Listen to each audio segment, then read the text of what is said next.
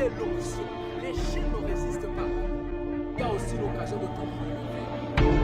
On revient s'il te plaît par les compassions du Seigneur.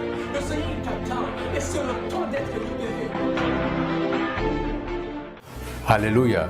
Que notre Seigneur Jésus-Christ soit loué. C'est encore votre frère Arnaud Benganger et vous suivez votre émission Temps de réveil.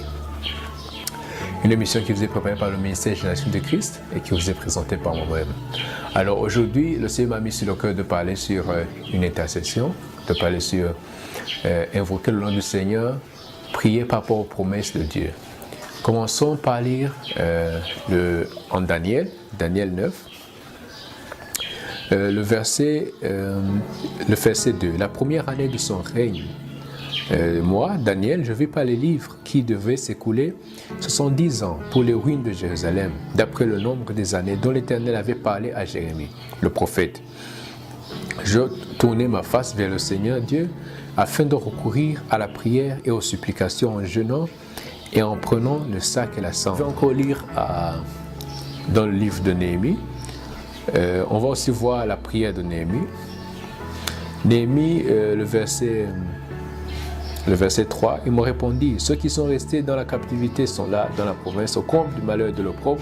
Les murailles de Jérusalem sont en ruine et ses portes sont consumées par le feu. Lorsque j'entendis ces choses, c'est Néhémie qui dit ça, je m'assis, je pleurais, je fus plusieurs jours dans la désolation, je jeûnais et priais devant le Dieu des cieux. Que le Seigneur Jésus-Christ soit loué. On veut de voir des hommes de Dieu qui étaient dans une situation. Daniel, normalement, lui, il avait un poste à Babylone et il avait une vie aisée. C'était le cas aussi pour Néhémie. Mais dès qu'ils ont entendu une parole du Seigneur, dès que, pour Daniel, il s'est rendu compte que les 70 années de passage à Jérusalem s'étaient écoulées. Il s'est dit, maintenant, on vivait en captivité parce qu'on avait péché. Mais la parole du Seigneur a annoncé que le moment de quitter la captivité, c'était 70 années. Alors, 70 années se sont écoulées. Pourquoi rester dans la captivité? Néhémie, lui, s'est rendu compte que les murailles de la ville de Jérusalem étaient détruites et il a eu cette compassion et ce fardeau pour le peuple. Et puis, il s'est rappelé de la parole que Moïse avait dit. Elle avait dit que s'ils allaient revenir à Dieu, que Dieu allait réparer. Même s'ils seraient à l'extrémité de la terre, ils allaient revenir.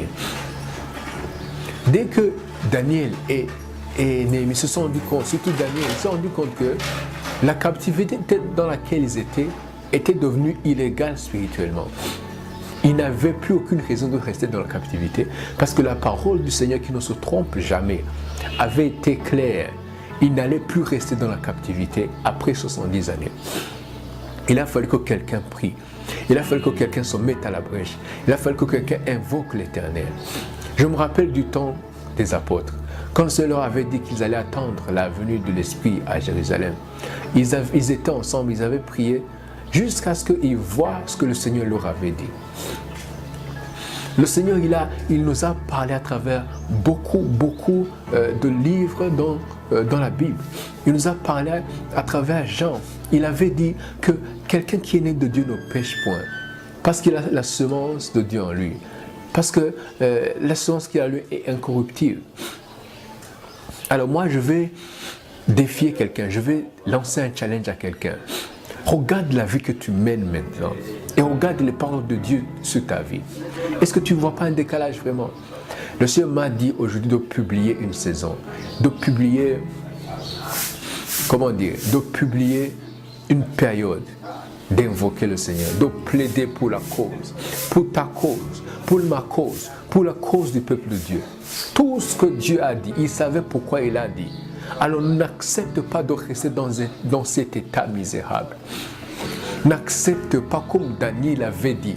Je veux jeûner, je vais prier nuit et jour jusqu'à ce que le Seigneur puisse répondre. Quand les 70 années étaient écoulées pour le peuple d'Israël à Babylone, leur vie dans l'esclavage était terminée. Maintenant, après les 110 années, tout ce qu'ils étaient en train de vivre, spirituellement parlant, c'était illégal.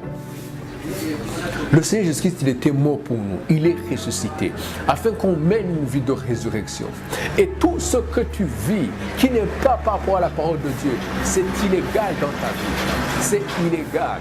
Alors, est-ce que tu vas t'asseoir et accepter de rester dans le confort, alors que tu es en train de périr, alors que le peuple de Dieu, je veux dire, alors que ton entourage est en train de périr? Lève-toi, mon frère, ma soeur. N'accepte pas que ça puisse rester ainsi. Invoquons l'Éternel.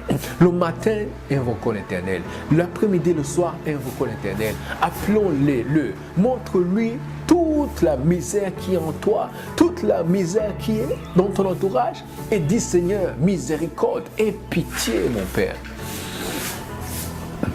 Il y a un ami qui avait partagé un dimanche passé, il avait dit, un frère en Christ, il avait dit que là où il y a la grâce, il doit y avoir la miséricorde de Dieu. Parce qu'il y a beaucoup de personnes qui ont vu la grâce de Dieu mais qui n'en ont pas profité. Mais même quand tu ne peux plus, tu n'as pas pu en profiter parce que tu as été rebelle, dis Seigneur, aie pitié de moi. Miséricorde Seigneur, aie pitié. Comme Bartimée l'avait crié, Seigneur, pitié. Que notre Seigneur Jésus-Christ soit loué. Que quelqu'un soit interpellé. Je prie, Seigneur, que tu puisses interpeller quelqu'un, que tu puisses réveiller quelqu'un, que tu puisses toucher le cœur de quelqu'un, qu'elle ne soit pas dans le confort, mais qu'elle mette son cœur à te chercher, à appeler ton nom. S'il te plaît, mon frère, ma soeur, ta vie, c'est une vie de plénitude. C'est une vie de victoire sur le diable et le péché. Mais qu'en est-il maintenant? Ne continue pas à confesser des choses qui n'arrivent pas dans ta vie. Ne continue pas à dire « je suis vainqueur » alors que tu sais que tu vis des échecs le matin, midi et soir. Non. Ne vis pas dans le déni. Ne vis pas en reniant, dans le déni de dire non, ça c'est pas ça, alors que tu vois que c'est comme ça. Plutôt, cherche Dieu, appelle le Seigneur, cherche dans la parole du Seigneur. Quelle est la promesse qu'il t'a donnée maintenant? Dans cette période, il avait dit qu'il allait nous envoyer un consolateur, qu'il allait nous rappeler les choses qu'il nous avait dites, qu'il allait nous parler par rapport aux choses à venir, convaincre le monde de péché, du jugement, de la justice de Dieu. Prie, mon frère, ma soeur, que le Seigneur te remplisse, que le Seigneur te sauve, que le Seigneur ait pitié de toi. Prie que le Seigneur te touche. Ne reste pas ainsi. Je proclame une période de plaider en la faveur de ta vie et de la vie de ton entourage. Prie, mon frère, ma soeur. Appelle le Seigneur, mon frère, ma soeur. Que ça ne reste pas ainsi. Toute situation de faiblesse et de lacune spirituelle est illégale sur ta vie. Que le Seigneur Jésus-Christ soit loué. Que le Seigneur vous touche. Que le Seigneur vous fortifie. C'était votre frère Arnaud Bengadji. À la semaine prochaine. Temps de réveil, réveillez-vous.